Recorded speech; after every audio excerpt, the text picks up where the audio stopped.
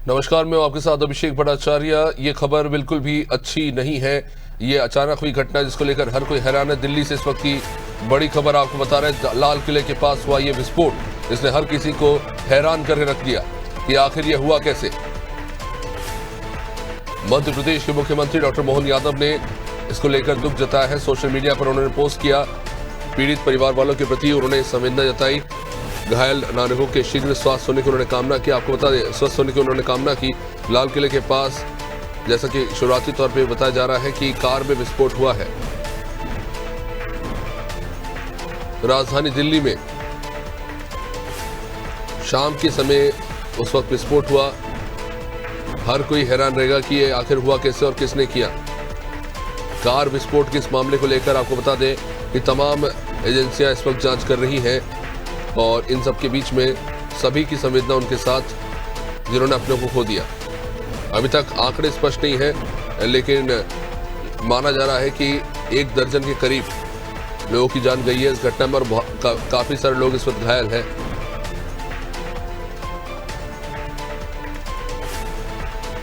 मध्य प्रदेश के मुख्यमंत्री डॉक्टर मोहन यादव ने पीड़ित परिवारों को लेकर अपनी संवेदना जताते हुए घायल नागरिकों के शीघ्र स्वस्थ होने की कामना की है। और जैसा कि हम जानते हैं कि देश की राजधानी दिल्ली जो हमेशा ही हाई सिक्योरिटी में रहती है, वहां पर लाल किले के पास यह भयावह विस्फोट हुआ है। उन्होंने अपने आधिकारिक सोशल मीडिया पोस्ट से जारी किया कि दिल्ली के लाल किले के पास हुए विस्फोट में नागरिकों के हताहत होने के समाचार से अत्यंत वो दुखद है और दिवंगतों के परिवार वालों के प्रति उन्होंने अपनी संवेदना जताई है। उन्होंने कहा कि बाबा महाकाल से घायलों के शीघ्र स्वस्थ होने की वे कामना करते हैं। मध्य प्रदेश के मुख्यमंत्री डॉक्टर मोहन यादव ने अपने ऑफिशियल सोशल मीडिया हैंडल से ये पोस्ट जो है जारी किया है। और जैसा कि हम जानते हैं कि अभी भी वहां पर जांच की पूरी प्रक्रिया चल रही है और हर किसी के मन में बहुत से सवाल है और हर कोई इन सवालों के जवाब तलाशने की कोशिश कर रहा है कि आखिर ये हुआ कैसे और ये हुआ क्या।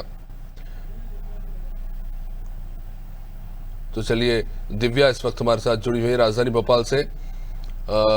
दिव्या, जाहिर तौर पर शायद जो ये घटना हुई किसी के लिए भी विश्वास करना बड़ा कह सकते हैं कि मुमकिन नहीं था कि अचानक से ये जो घटना हुई है हो जाएगी, और वो भी देश की राजधानी दिल्ली में।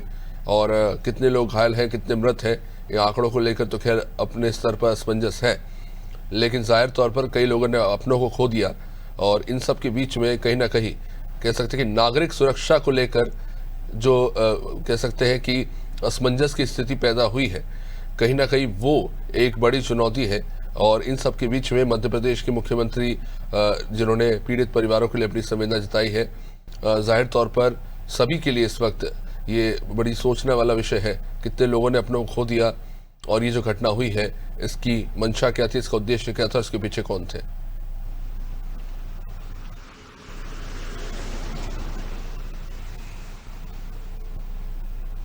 जी बिल्कुल अभिषेक, जो ये घटना हुई है 14 साल बाद दिल्ली फिर दहला है। पहले इतने आतंकी घटना होती थी, लेकिन काफी समय से देखा जाए तो दिल्ली में एक सुरक्षा का माहौल हो गया था और हर किसी को ये लगने लगा था कि अब हम सुरक्षित हैं। लेकिन जो कल ये घटना हुई है, इसके बाद केवल दिल्ली ही नहीं दहली, पूरा देश दहला है। हर किसी को नागरिक अपनी सुरक्षा को लेकर डर लगने लगा है। और जैसे कि जो एक चलती कार में ब्लास्ट होता है और लाल किले की प्राचीर के पास मेट्रो स्टेशन भी है वहाँ, तो एक व्यस्तम इलाका था वो। तो ये जो जितनी भी सुरक्षा एजेंसियां हैं उनकी कार्यशैली पे तो सवाल खड़ा ही करता है। और साथ में अब फिर से एक बहस शुरू हो गई कि क्या आतंकवादी अपने मंसूबों में फिर कामयाब होने लगे हैं, क्योंकि पुलवामा में भी जो अटैक हुआ था, आतंकी अटैक, आपने देखा था कि किस तरह से पर्यटकों को उनका नाम पूछ के मारा गया था। तो ये जो घटना है कहीं ना कहीं जो लोगों की सुरक्षा है उस पर सवाल तो खड़ा करती ही है। इसको लेके मुख्यमंत्री मोहन यादव ने कल देर रात अपना शोक व्यक्त किया और उन्होंने प्रभु महाकाल से प्रार्थना की कि जो लोगों की इस घटना में जान गई है उनकी आत्मा को शांति प्रदान करे। इसी के साथ अभिषेक देखा जाए तो अब जो दिल्ली में जो कल ये हादसा हुआ था, इसके बाद पूरा देश दहला हुआ है, सहमा हुआ है। और मध्य प्रदेश में कल जैसे ये घटना हुई, पूरे मध्य प्रदेश को हाई अलर्ट पे जारी कर दिया गया।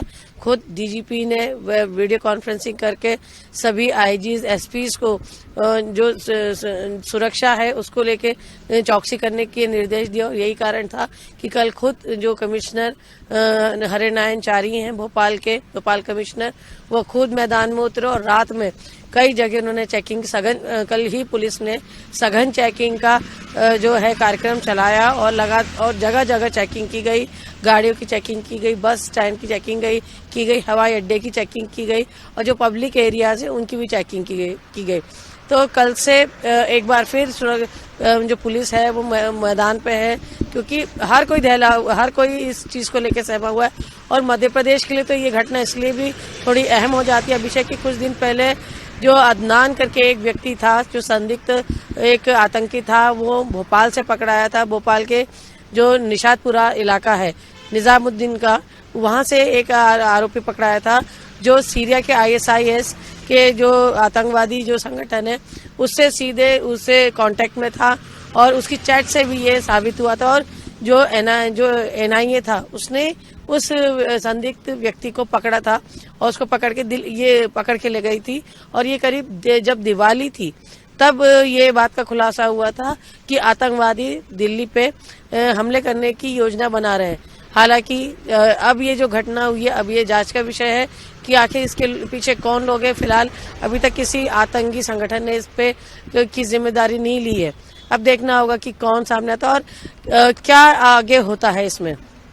अभिषेक, दिव्या, किसी भी आतंकी संगठन की फिलहाल तो इतनी हैसियत नहीं है कि वो भारत पे हमला करने के बाद उसको अपने नाम पे ले सके, क्योंकि भारत ने ऑपरेशन सिंदूर में जो किया है उसके बाद पाकिस्तान छोड़िए, पाकिस्तान तो खैर इस वक्त खुद ही तालिबान से जूझ रहा है।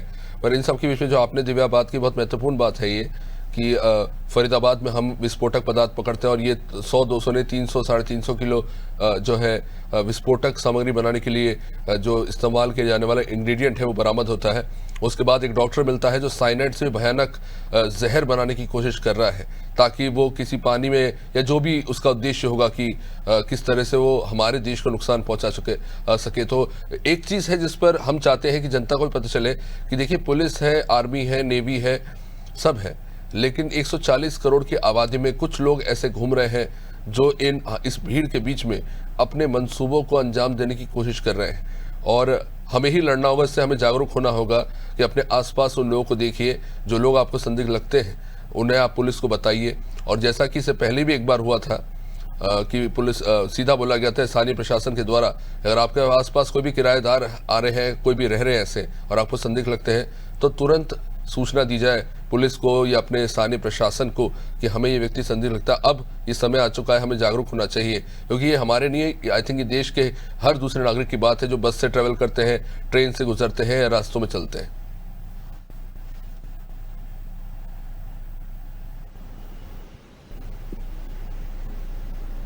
जी बिल्कुल अभिषेक, आपने बिल्कुल ठीक कहा कि केवल सुरक्षा एजेंसी ही नहीं, नागरिक को भी जागरूक होने की जरूरत है और आसपास क्या चल रहा है। और जैसे ये घटना हुई और पहले भी जो घटनाएं हुई है कि जो संदिग्ध सामान मिलता है, संदिग्ध व्यक्ति होते हैं, उनके द्वारा ये घटना की जाती है। जैसा कि मैंने आपको बताया कि भोपाल में जो व्यक्ति पकड़ा गया था वो किराए से रहता था, अदनान नाम का, जो एक संदिग्ध आतंकी था और इसके सीरिया के ISIS से संबंध होने के सबूत मिले थे।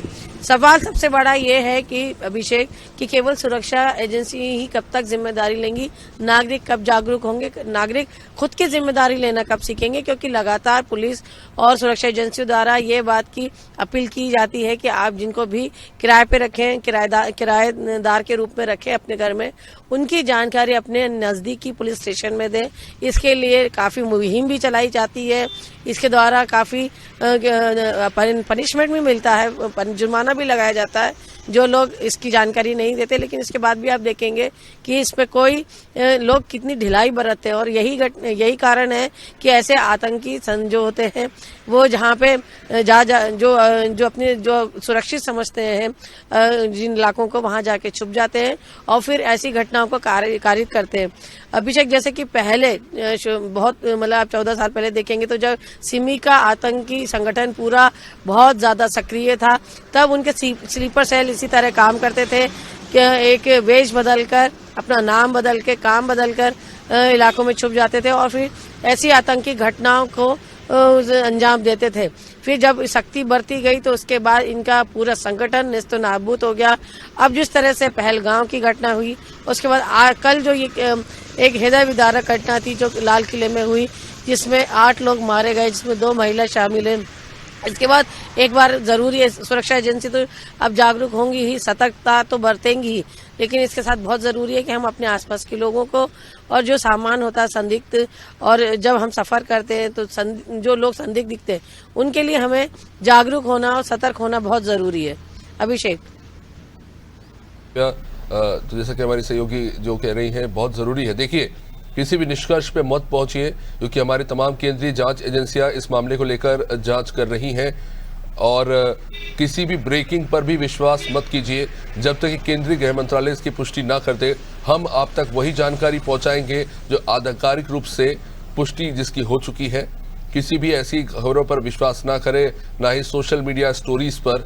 ये बहुत ही गंभीर घटना है, इसको लेकर बीती रात से फिलहाल इस वक्त लगातार जांच चल रही है, और हम उम्मीद कर रहे हैं कि जल्द ही इसको लेकर एक आधिकारिक प्रेस कॉन्फ्रेंस होगी, और सुरक्षा एजेंसियां क्या कहती है इस पर सबकी नजर है।